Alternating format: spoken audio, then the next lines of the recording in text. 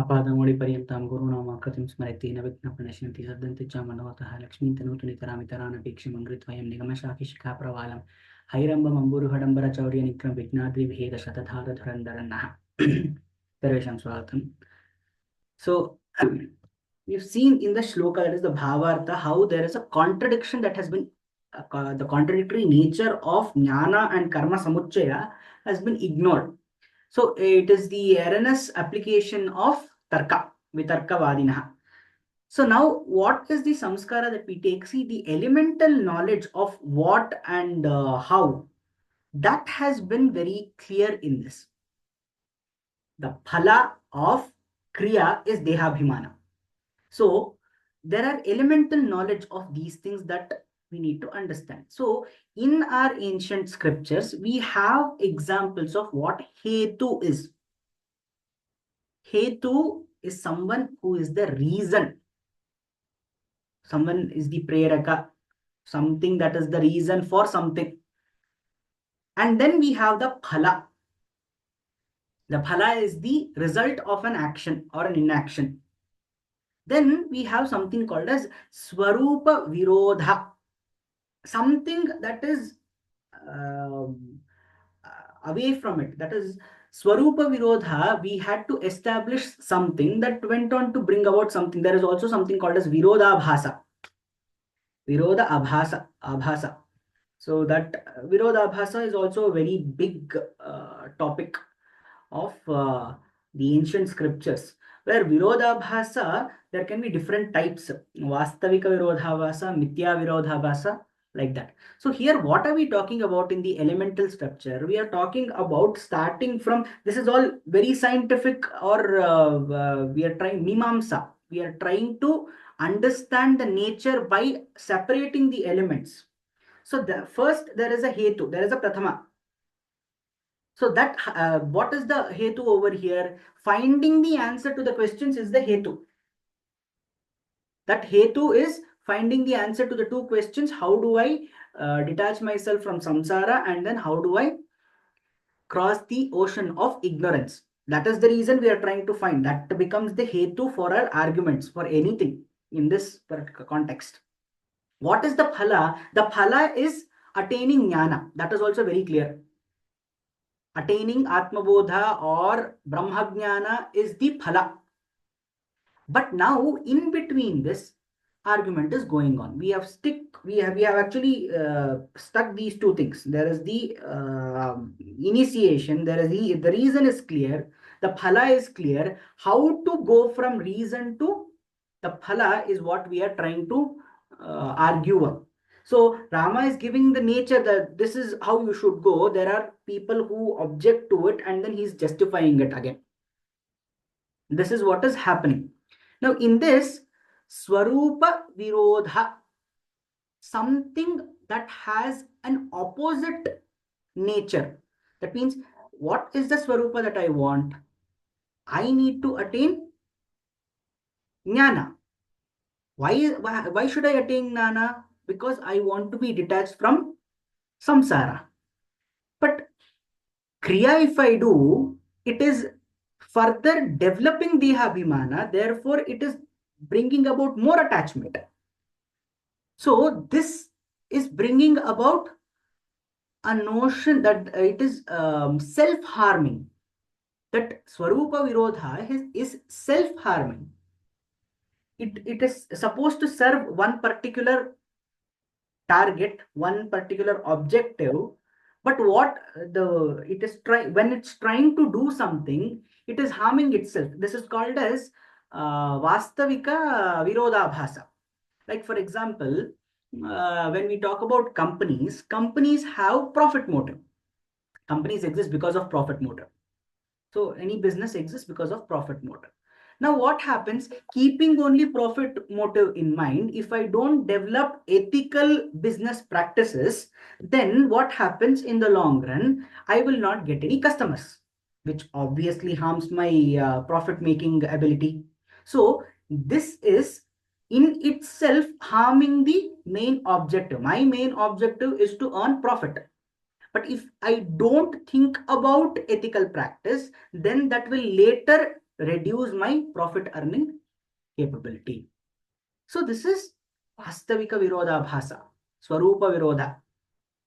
And we also have one, that is Mithya Virodha Bhasa. Mithya Virodha Bhasa is where I am saying I want to get the jnana, but I never do anything that is relevant to it, which is mentioned everywhere. That means we start reading about meditation, we start reading about yoga, we start collecting all the cutouts of benefits of the superfoods of Ayurveda, but we never follow them, we never inculcate them in our lifestyle. So this is Mithya Virodhabhasa, where I say something, but I am not doing anything to support that argument. In fact, my argument is exactly opposite to that.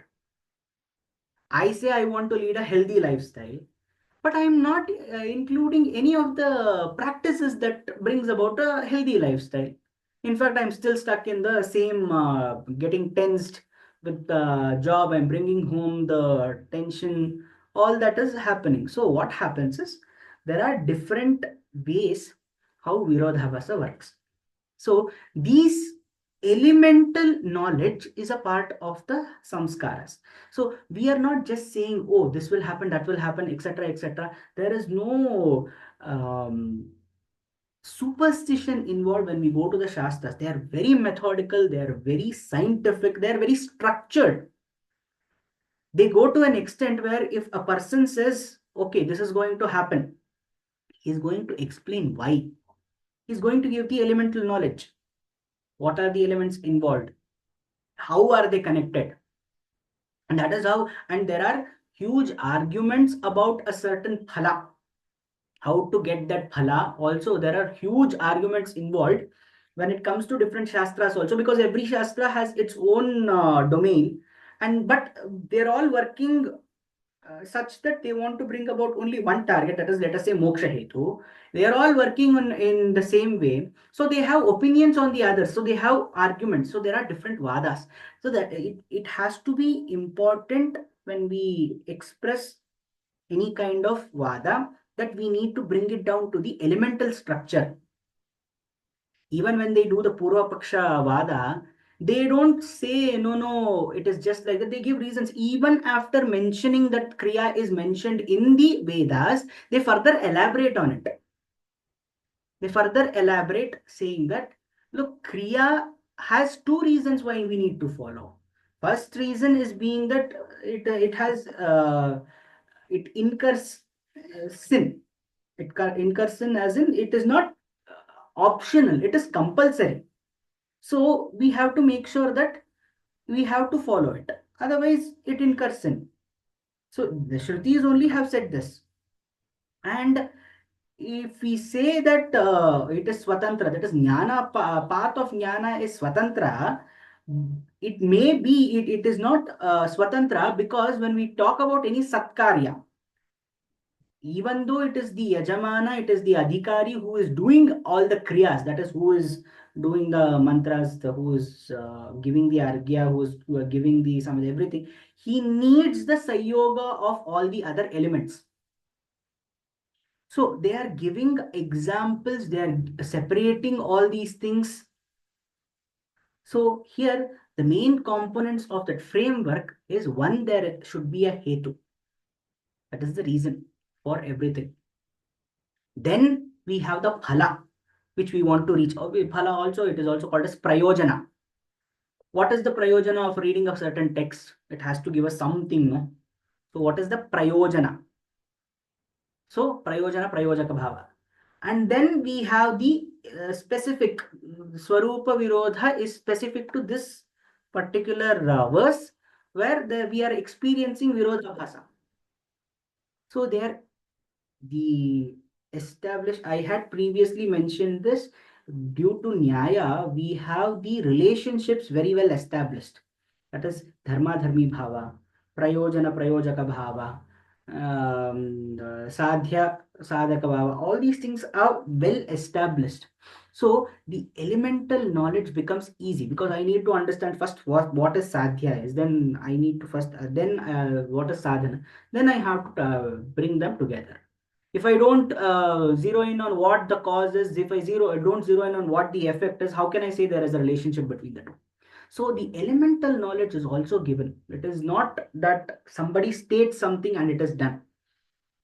There is a reason, and that reason can be understood only when we bring it down to the elemental knowledge, how it is done, why it is done.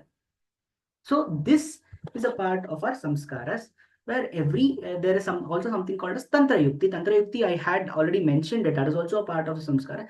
Tantra yukti is very restricted towards vyakarana part of it, but that it mentions that prakriti pratyaya bhava, all those things are a part of it.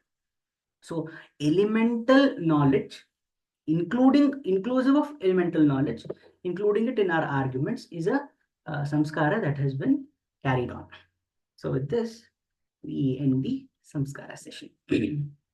स्वस्ति प्रजाभ्यः प्रतिपालयन्तां न्यायेन मार्गेण महीमहीषा गोब्राह्मणेभ्यो शुभमस्तु नित्यं लोकाः समस्ताः सुखिनो भवन्तु कायेन वाचा मनसेन्द्रियैर्वा बुद्ध्यात्मना वा प्रकृते स्वभावात् करोमि यद्यत् सकलं परस्मै नारायणायेति समर्पयामि।